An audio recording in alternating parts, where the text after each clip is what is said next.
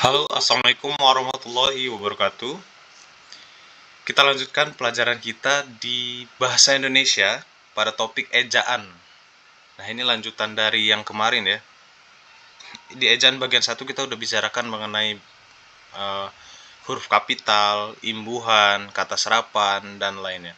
Nah, sekarang di bagian kedua, bagian ejaan bahasa Indonesia, kita akan membicarakan mengenai tanda baca salah satunya. Oke, pemakaian tanda baca. Yang pertama ada tanda titik. Nah, tanda titik ini dipakai pada akhir kalimat pernyataan. Ya. Bukan pertanyaan ya. Semua kalimat pernyataan apapun itu diakhiri dengan tanda titik. Ya, contohnya mereka duduk di sana. Dia akan datang pada pertemuan itu. Diakhiri dengan titik, kecuali pertanyaan atau penegasan yang menggunakan tanda seru ya. Seperti itu. Yang kedua, tanda titik dipakai di belakang angka atau huruf dalam suatu bagan, ikhtisar atau daftar misalnya. Nah, ini dia. A titik, 1 titik ya, biasanya pada daftar isi kan, atau pada sebuah awal bab dan sebagainya. Namun dengan catatan, tanda titik tidak dipakai bila lebih dari 1 angka. Di angka kedua, angka ketiga ya. Kita ambil contoh misalnya yang ini, 1.1. Di 1 yang kedua tidak perlu titik lagi, apalagi ketiga 1.2.1 tidak perlu menggunakan angka titik lagi. Seperti itu.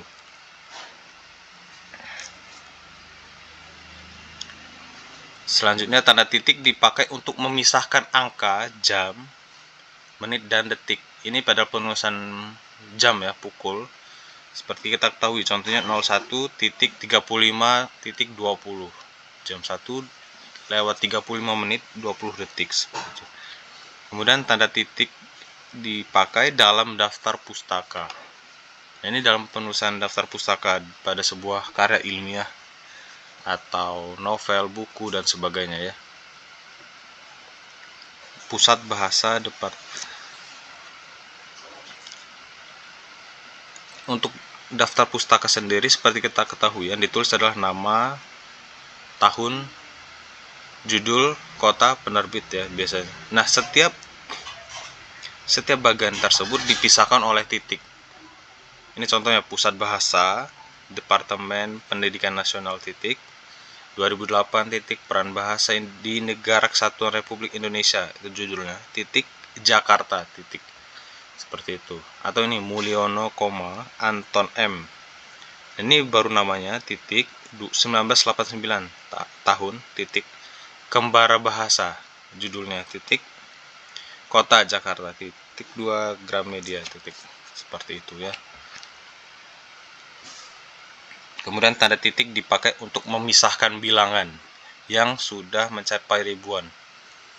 Ini sama seperti jam tadi ya, sudah terbiasa kita. Misalnya 13.000. Setiap 3 angka dipisahkan dengan titik.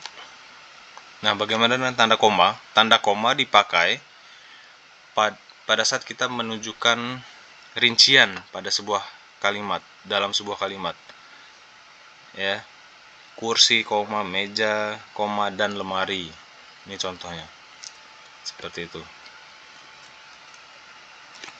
Tanda koma juga dipakai sebelum kata penghubung. Seperti tetapi melainkan. Nah, contohnya ya. Saya ingin membeli kamera tetapi uang saya belum cukup. Seperti itu. Ini bukan milik saya melainkan milik ayah saya. Titik. Ya. Masih banyak konjungsi lain ya, intra kalimat, melainkan, kecuali, sedangkan, misalnya, antara lain, padahal, seperti ya, yang biasa digunakan pada kalimat yang kita tulis. Yang ketiga, tanda koma dipakai untuk memisahkan anak kalimat yang mendahului induk kalimatnya. Ini sama halnya seperti sebab akibat ya. Akibat akibat dulu yang kita sebutkan, baru sebab biasanya. Contoh, kalau diundang, saya akan datang. Ya. Karena baik hati, dia mempunyai banyak teman. Seperti itu. Nah, ini sebab akibat kan? Atau hal pokok yang ingin kita sampaikan itu kita sebut dengan induk kalimat. Anak kalimat ialah keterangan yang menyertainya. Ya. Namun dengan catatan, tanda koma tidak dipakai jika induk kalimat mendahului anak kalimat.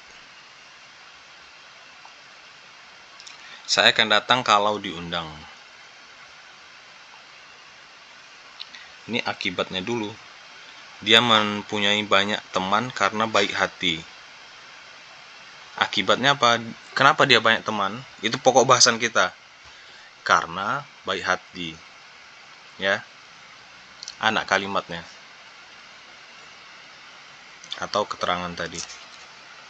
Oke, bisa dipahami ya. Selanjutnya yang keempat, tanda koma dipakai di belakang kata atau ungkapan penghubung antar kalimat. Seperti oleh karena itu, jadi, dengan demikian ya. Contoh, mahasiswa itu rajin dan pandai. Oleh karena itu, koma, dia memperoleh beasiswa belajar di luar negeri. Nah, itu setiap konjungsi antar kalimat diberi dengan tanda koma. Seperti konjungsi yang sebelumnya sudah kita bahas tadi ya.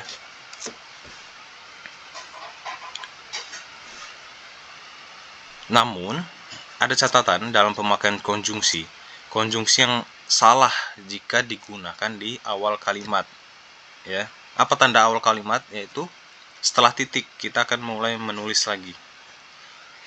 Setiap kita akan memulai menulis itu kita sebut dengan awal kalimat. Ya, memulai menulis setelah tanda titik. Nah, coba kalian bayangkan, misalnya anak itu memang rajin membaca sejak kecil, titik. Anak itu memang rajin membaca sejak kecil, titik. Tetapi kan lucu ya, rancu jadinya. Sedangkan atau dan juga rancu. Itulah, maka tidak boleh ada konjungsi setelah tanda titik atau di awal kalimat. Kita lanjutkan. Tanda koma juga dipakai saat memberikan keterangan tambahan. Dataran rendah termasuk Jakarta beriklim panas, titik. Seperti hampir sama lah seperti merincikan ya, keterangan keadaan.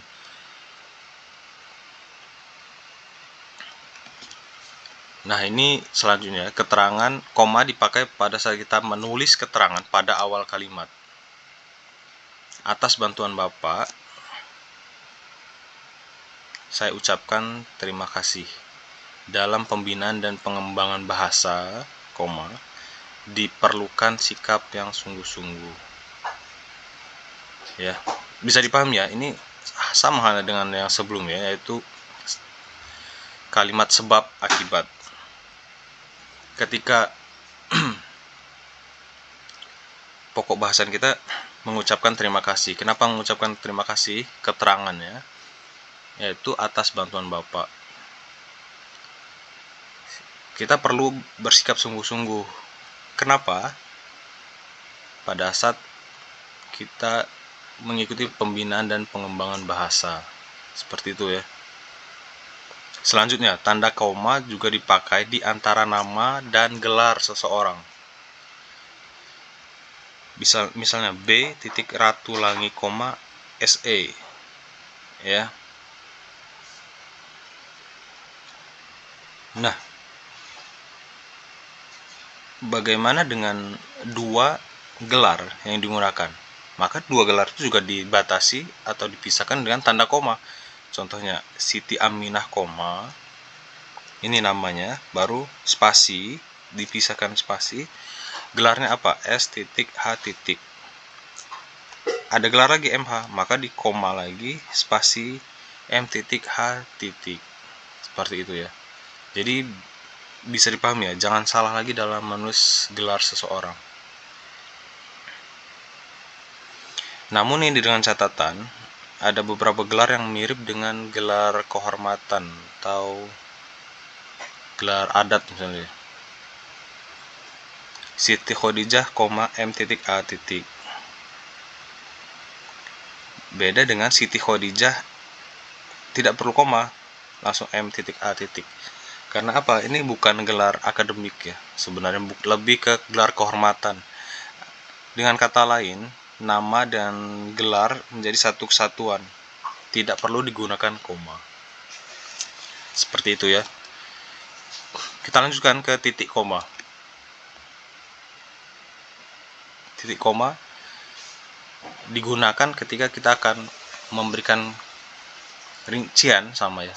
Keterangan juga bisa. Contoh, malam makin larut, pekerjaan belum selesai. Ya. Atau dengan kata lain, titik koma ini bisa digunakan sebagai pengganti kata sambung.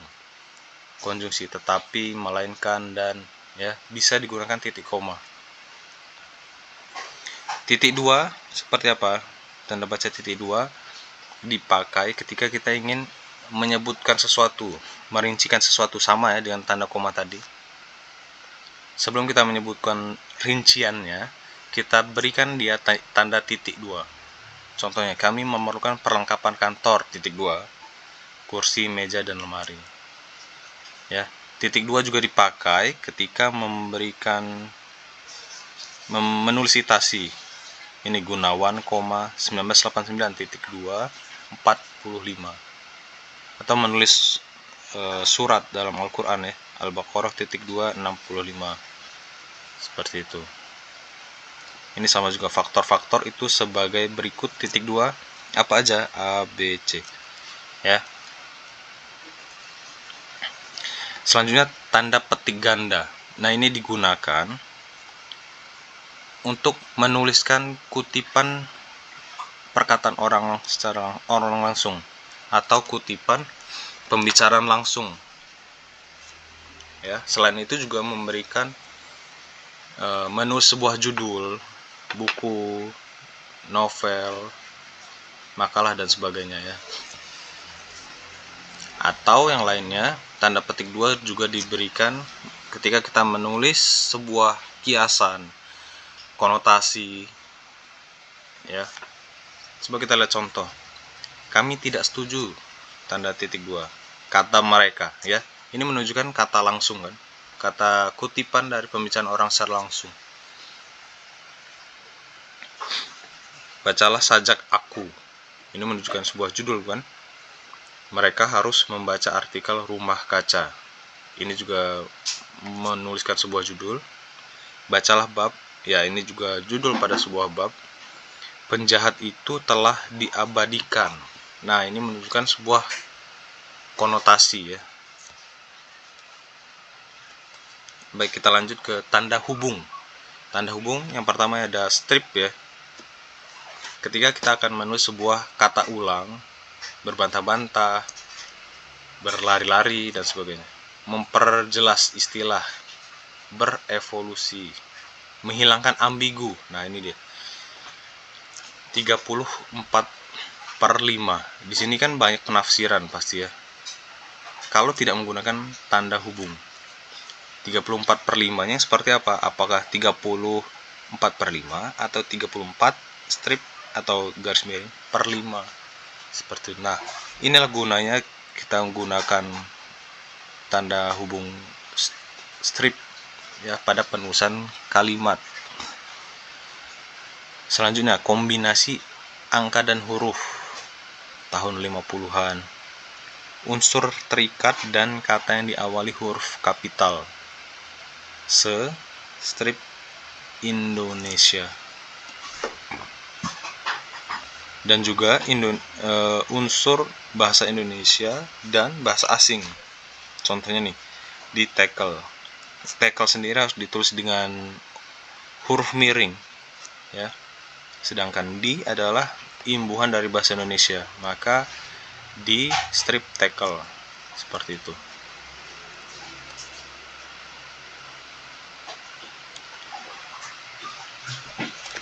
Nah, bagaimana dengan tanda kurung? Tanda kurung digunakan ketika kita ingin menerangkan kepanjangan dari sebuah singkatan atau akronim. Setelah itu memberikan keterangan juga. Keterangan itu apa? Lihat di tabel 12 ya. Sama halnya dengan catatan kaki, namun ini catatan keterangannya diberikan pada kalimat itu sendiri, maka kita berikan tanda kurung ya. Selanjutnya ada tanda pisah. Tanda pisah diberikan ketika kita ingin memberikan jarak antar tempat ya. Kereta itu menempuh jarak Bandung dan Jakarta.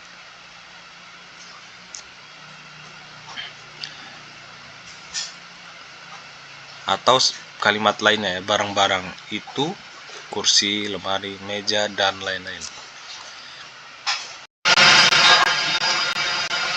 Oke, kurang lebih seperti itu ya mengenai tanda baca. Semoga dapat dipahami. Nanti kita akan lanjutkan pembahasan kita di bahasa Indonesia dengan topik dan tema lainnya. Oke, terima kasih banyak. Assalamualaikum warahmatullahi wabarakatuh.